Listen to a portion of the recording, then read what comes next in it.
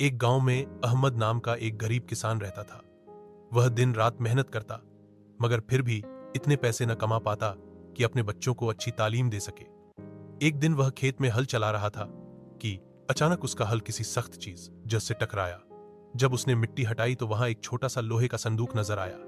अहमद ने तजस्सुस से संदूक खोला तो वह हैरान रह गया।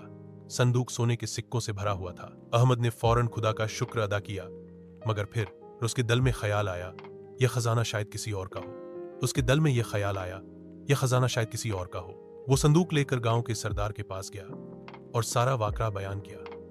वो संदूक लेकर गांव के सरदार के पास गया और सारा वाकया बयान किया। सरदार बहुत मुताथर हुआ और बोला, अहमद, तुम्हारी दयानतदारी काबिल तारीफ है। यह खजाना सरदार बहुत प्रभावित हुआ और बोला, अहमद, तुम्हारी दयानतदारी काबिल तारीफ है।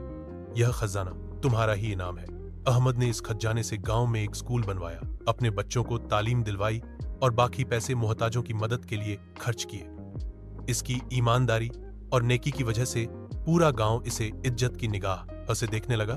कहावत सच है, ईमानदारी का फल मीठा होता है। अहमद की सच्चाई और खुलूस ने न सिर्फ इसकी जिंदगी बदल दी, बल्कि दूसरों के लिए भी रोशनी का सबब बना।